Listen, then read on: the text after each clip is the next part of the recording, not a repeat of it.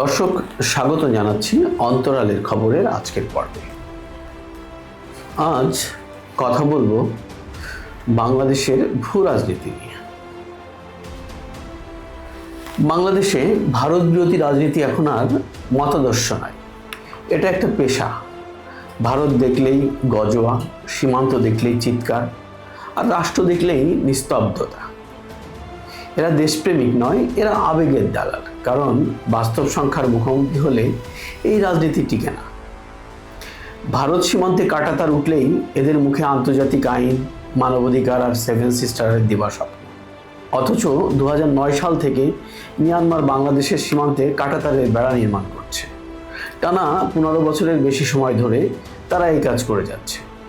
তখন এই আন্তর্জাতিক আইন কোথায় যায়? তখন কি মানবাধিকার ভারতীয় ভিসা নিয়ে ছুটিতে যায়? সংখ্যা পরিষ্কার। বাংলাদেশের সঙ্গে মিয়ানমারের সীমান্ত মাত্র 271 কিলোমিটার, মাত্র 2টি জেলা, কক্সবাজার ও বান্দরবান। আর ভারতের সঙ্গে সীমান্ত 30টি জেলা জুড়ে, দৈর্ঘ্য প্রায় 4100 কিলোমিটার। যে রাজনীতি এই মৌলিক ভূগোলকেই বোঝে না, সে রাজনীতি রাষ্ট্র চালানোর যোগ্য নয়। সে রাজনীতি শুধু মাইক ধরে চেঁচাতে পারে।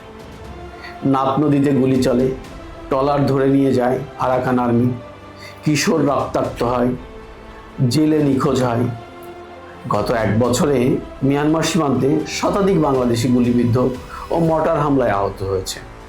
শুধু তাই নয়, 19টি ট্রলার সহ 163 জন জেলে, এর আগে 5টি ট্রলার সহ 40 জন, আরেক দফায় 2টি ট্রলার সহ 14 জন। এদের সবাইকে ধরে নিয়ে গেছে আরাকান আর্মি।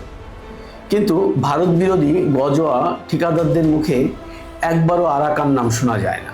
কারণ সেখানে চেঁচালে ভোট আসে না, এখানে ধর্ম নেই, এখানে আছে মার্কেট। আরাকান রাজ্যে গত 11 মাসে 1909 জন মুসলিম নারী ও শিশু নির্যাতনের শিকার, এর মধ্যে 789 জন ধর্ষণের শিকার, 26 জন নারী আত্মহত্যা করতে বাধ্য এবং 263 জন মুসলিম শিশু নিহত। এই সংখ্যাগুলো যদি ভারতে হতো, তাহলে বাংলাদেশে এতক্ষণে গজোয়ার বাজারে আগুন লেগে পড়ত। কিন্তু মিয়ানমার হয় সবাই চুপ। এই হলো তাদের ইসলাম, এই হলো তাদের রাজনীতি, সম্পূর্ণ সুবিধা ভিত্তিক, বিশেষ করে ভারত বিরোধী। 2025 সালের জানুয়ারি থেকে নভেম্বর পর্যন্ত ভারত বাংলাদেশ সীমান্তে নিহত বাংলাদেশি 24 জন। এই সময়ে মিয়ানমার সীমান্তে নিহত হয়েছে 3 জন। কিন্তু ভারত বিরোধী রাজনীতি শুধু মৃত্যুর সংখ্যা দেখে না, ওরা দেখে কোথায় চেঁচালে রাজনৈতিক ফায়দা বেশি। আওয়ামী লীগ এই ভণ্ডামির রাজনীতিকে কখনো প্রশ্রয় দেয়নি।